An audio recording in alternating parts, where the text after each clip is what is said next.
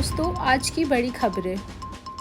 70 साल की यूएनएससी आज की सच्चाई को नहीं दर्शाती। स्थायी सदस्यता की भारत की मांग के बीच यूएस का बड़ा बयान।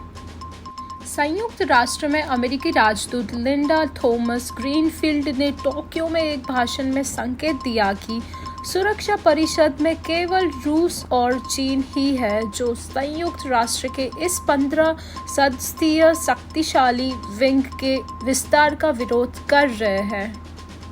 संयुक्त राष्ट्र सुरक्षा परिषद पर लगातार सवाल खड़े हो रहे हैं, जहां भारत लंबे समय से तर्क दे रहा है कि सुरक्षा परिषद में बदलाव की जरूरत है। सन 1945 से दुनिया पूरी तरह बदल चुकी है। अब मौजूदा भू राजनीति अलग है। वहीं अब अमेरिका भी इस समर्थन में उतर आया है। पाकिस्तान में अब जापानी नागरिकों को निशाना बना रहे आतंकी। बुलेट प्रूफ कार ने बचाई जान। पाकिस्तान में चीनी नागरिकों के बाद अब जापानी नागरिकों को भी आतंकवादी निशाना बनाने लगे हैं। यहाँ सिंध प्रांत के कराची में शुक्रवार को आतंकवादियों ने जापान के नागरिकों की गाड़ी को निशाना बनाते हुए आत्मघाती हमला कर दिया। हालांकि गनीमत यह रही कि वाहन सवारी जापानी नागरिक हमले में बाल बाल बच गए। नहीं माने नेतन्याहू। ईरान के कई शहर दहले। इजरायली मिसाइलों का हमला। युद्ध की आशंकाओं के बीच खबर है कि इजरायल मिसाइलों ने ईरान में हमला कर दिया है। इसके चलते ईरान के इस्फहान शहर के एयरपोर्ट पर जबरदस्त धमाका सुना गया। हालांकि इसकी वजह अब तक साफ नहीं हो सकी है। खास बात है कि इस्फहान में नई न्यूक्लियर साइट मौजूद है। कुछ दिन पहले ही ईरान ने भी इजरायल के खिलाफ कार्रवाई की थी। मीडिया रिपोर्ट्स के अनुसार एक अमेरिकी अधिकारी ने एबीसी न्यूज़ को बताया है कि इजरायल की मिसाइलों ने ईरान पर हमला किया है। हालांकि उन्होंने यह साफ नहीं किया है कि मिसाइल इराक या सीरिया तक भी पहुंची है या नहीं। इस्फहान के अलावा तबरेज शहर में भी धमाके सुने गए हैं। इससे जुड़े कई वीडियो सोशल मीडिया पर भी सामने आए हैं। 13 अप्रैल को ईरान ने पहली बार इजरायल के खिलाफ सीधा हमला बोला था। उस दौरान तेहरान ने इजरायल पर 300 से ज्यादा मिसाइलें और ड्रोन दाग दिए थे।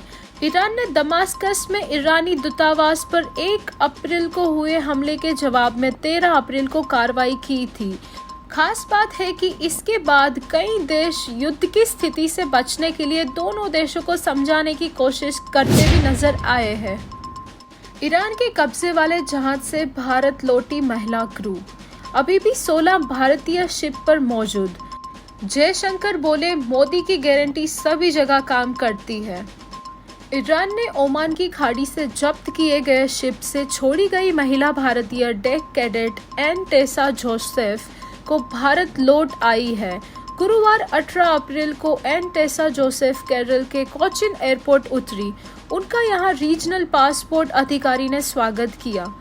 जोसेफ की वतन वापसी पर विदेश मंत्री एस जयशंकर ने खुशी जताई है। उन्होंने एक्स पर लिखा, शानदार काम इंडियन एम्बेसी। खुशी है कि एन टेसा जोसेफ घर पहुंच गई है। मोदी की गारंटी देश या विदेश हमेशा सभी जगह काम करती है। दरअसल इजरायल पर हमले से पहले ईरान ने भारत आ रहे पोर्टुगल के झंडे वाले एक जहाज को ओमान की खाड़ी में होर्मुज पास से जब्त किया था। इसकी जानकारी 13 अप्रैल को दी गई थी। इस पर 25 क्रू मेंबर मौजूद थे, जिनमें 17 भारतीय और 2 पाकिस्तानी थे। 16 भारतीय अभी भी शिप पर है। शिप इजरायली अरबपति का था और भारत आ रहा था। ब्रह्मोस मिसाइलों का पहला सेट फिलीपींस रवाना। 2 साल पहले हुआ था $375 मिलियन का सौदा। भारतीय वायुसेना फिलीपींस को ब्रह्मोस मिसाइलों का पहला सेट सौंपने जा रही है। इसे आज भारत से रवाना कर दिया गया है। दोनों देशों के बीच 2022 में इस हथियार प्रणाली को लेकर $375 मिलियन अमेरिकी डॉलर का सौदा हुआ था। उसी सौदे के हिस्से के रूप में यह आपूर्ति की जाएगी। भारतीय वायुसेना मिसाइलों के साथ अपना C-17 ग्लोब मास्टर मालवाहक विमानी फिलीपींस भेज रहे हैं। मिसाइलों को फिलीपीन मरीन कॉर्प्स को सौंपा जाएगा। थिएटर से लेकर OTT तक आज रिलीज हो रही है ये बड़ी फिल्में और सीरीज, एंटरटेनमेंट का मिलेगा फुल डोज। ईद के मौके पर दो बड़ी फिल्मों ने सिनेमा घरों में दस्तक दी थी।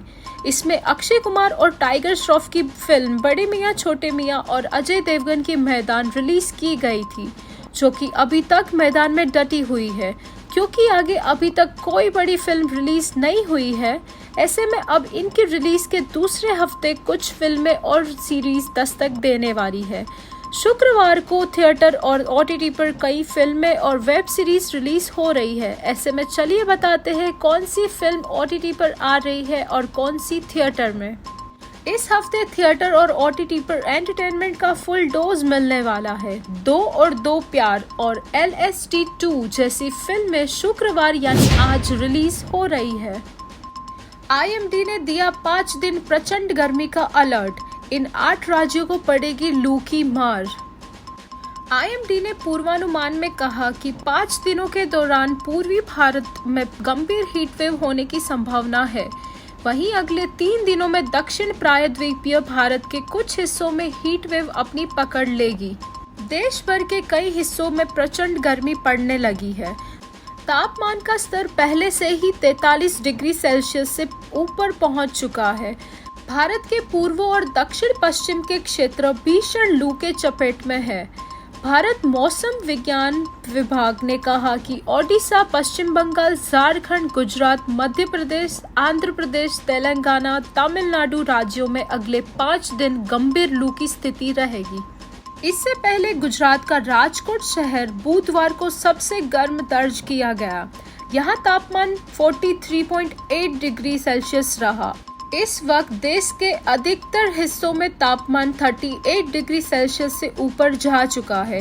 वहीं मौसम विभाग के मुताबिक आने वाले हफ्ते में अधिकतम तापमान 2 से 3 डिग्री अधिक बढ़ने की आशंका है। इसमें दक्षिण प्रायद्वीपीय भारत में ज्यादा गंभीर स्थिति बनने की हालात है।